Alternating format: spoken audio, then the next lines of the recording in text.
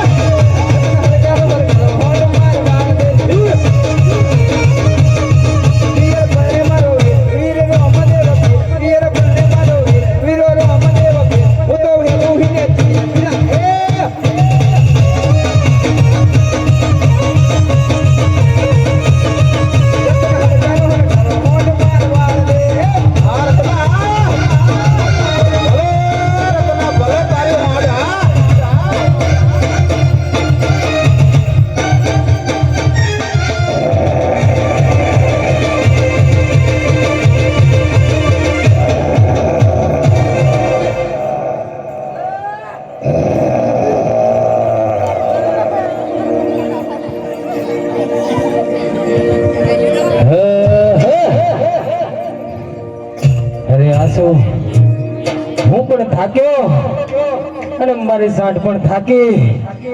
તો લાવ લાવ આ ભેર જંગલની અંદર એક આ વડલો એવો છે, અહીંયા વિહામો ખાઈ લો.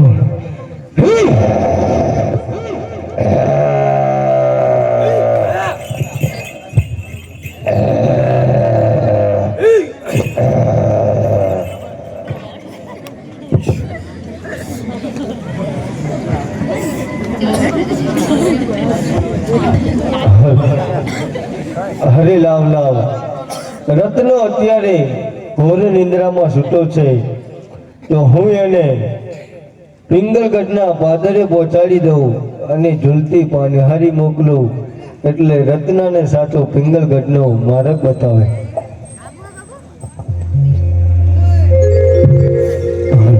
હે કુવે નહીં જાવ હે પાણી રાત રમવા લાગે. જો મારા રંજીતભાઈની પહોંચ્યો. હે કુવે નહીં જાવ હે પાણી રાત રમવા લાગે. આ સિંગર આ મારા રંજીતભાઈ હા જો જોડેલા જો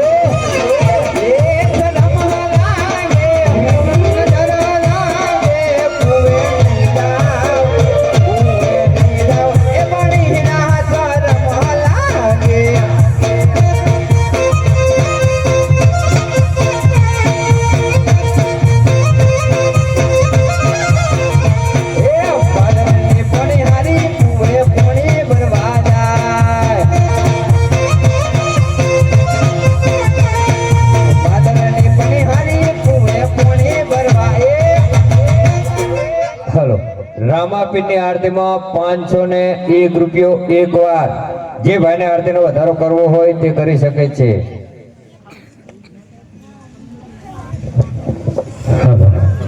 અરે આસુ, હું તો એક ભેર રાતની અંદર જંગલની અંદર સૂતો હતો, વડની નીચે.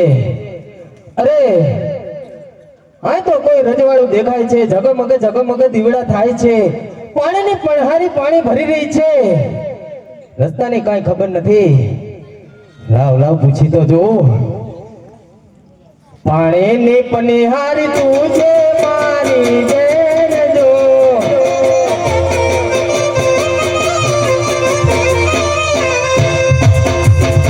એ પાણીની પણહારી તું છે મારી બેન જો.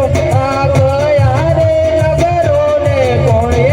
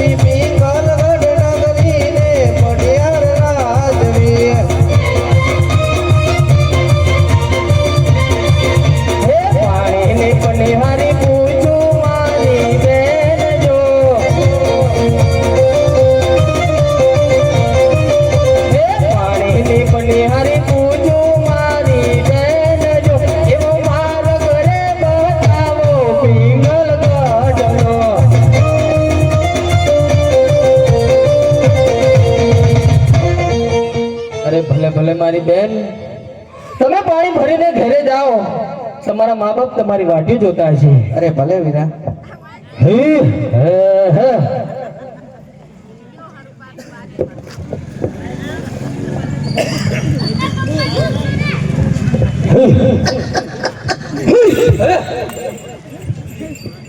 લાય લાય, હવે ખબર તો નથી પણ આ પ્રધાનો ગમે પૂછવું તો પડશે ને.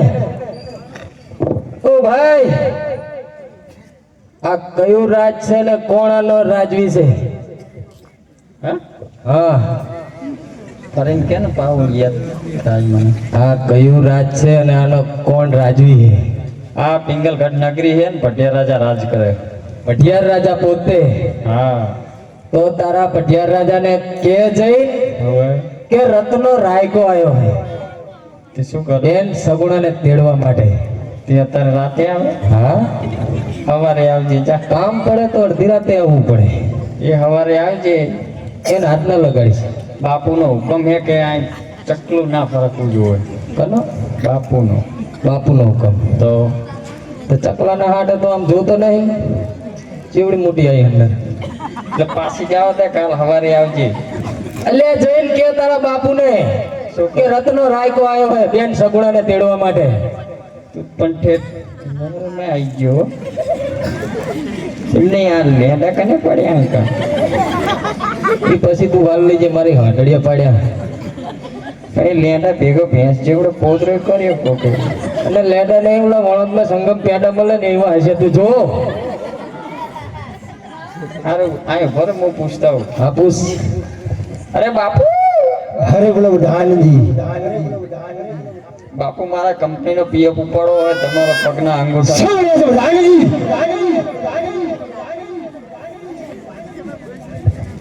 શું કીધું તું? એટલે તે તારે પીએફ નું શું કામ હતું અત્યારે? મારા કામ માટે મેલ્યો ને કે પીએફ ઉપાડવો? એટલે મેં બાપુના અંગૂઠાની ફિંગરપ્રિન્ટ આલેલી છે. તો પતંગ ના હોય જ પડે કે પેલા એને એમની ના હલાય. હે? માથાના ફરેલા જ હોય. એટલે શું કામ હતું? એટલે જઈને એમ કે રત્નો રાયકો આવ્યો બેન સગુણાને તેડવા. તેડવા. હોય પોકરણ ઘટથી. હા. અરે બાપુ. અરે બોલો ધાનજી. અરે કોઈ રત્નો રાયકો આવ્યો છે ને તમને મળવા માંગે છે. ઠીક છે ધાનજી, એ તમે રાજ્યમાં લેતા હો. અંદર જ છે, શું લેતા આવે? અરે આ રત્ના રાયકાના પટેલને પ્રણામ છે. અરે તના તું ક્યાંથી આવે છે ને મારા રાજ્યની અંદર શું કાર્ય લઈને આવી રહ્યો છે? અરે ભટિયાર રાજા, હું પોકરણ ગઢથી આવું છું. રામદેવ પીરના લગ્ન છે અને કંકોત્રી લઈને આવ્યો છું બેન સગુણાને તેડવા. અરે તના તું ભાન તો નથી ભૂલી ગયો ને? અરે ના ભટિયાર રાજા, હું ભાન નથી ભૂલ્યો. અરે તના 20 વર્ષના વાળા વીતી ગયા ત્યાં સુધી તમને સગુણ નથી યાદ આવતી, અત્યારે તમને સગુણ આવી રહી છે. અરે ભટિયાર રાજા, ઘેરે ભાઈના વિવાહ હોય અને બેન અહીંયા હોય તો યાદ તો આવે ને. અરે તના તું તો ચિઠ્ઠીનો ચાકાર છે, તું તો ચિઠ્ઠીનો ચાકાર છે. જો કોઈ તંબુરિયા કુળનું આવ્યું હોત તો મારી શિવરી તલવારથી ને દર્શન સુખતા કરી મારા ગઢના કાંગળે લટકાવી દીધા હોત. અરે ભટિયાર રાજા, જી કેવું હોય મને કહો. અરે મારા રાય જેવા ટુકડા કરો, પણ મારા રામદેવ પીર વિશે એક શબ્દ ના કહેશો ભટિયાર રાજા. અરે રતના રાજા અજમલ પણ તંબુરિયો હતો અને દીકરો રામદેવ પણ તંબુરિયો છે, તો તંબુરિયા ભેગા થઈને મારા સરખામણી કરવા માંગો છો? અરે ભટિયાર રાજા, કીધું ને કે જે કેવું હોય મને કહો. અરે આ તો મારા રામદેવ પીર મહારાજે કહ્યું છે કે રત્ના જાય છે ને તો નેચું નાળીને આવજે, નહીતર આજ ગઢના કાંગરે તમારા મસ્તક કાપીને ટીંગાળી દીધા હોત. અરે રતના તું તો કરબારીનું સંતાન છે, તું તો કરબારીનું સંતાન છે. એ માટે હું તને વિનવું છું કે જે રસ્તે આવ્યો એ રસ્તે ચાલ્યો જા, કે તને પણ હજુ ખબર નથી કે ભટિયારના કેવા કેવા આકરા નિયમો છે.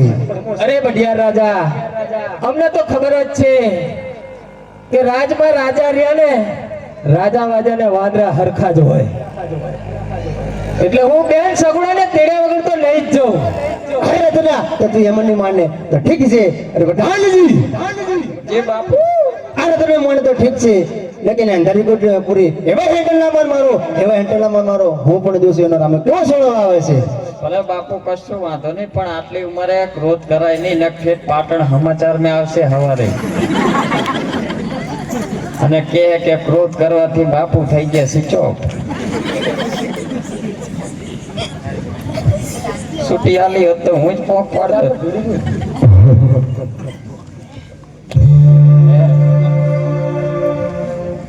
એવો રતન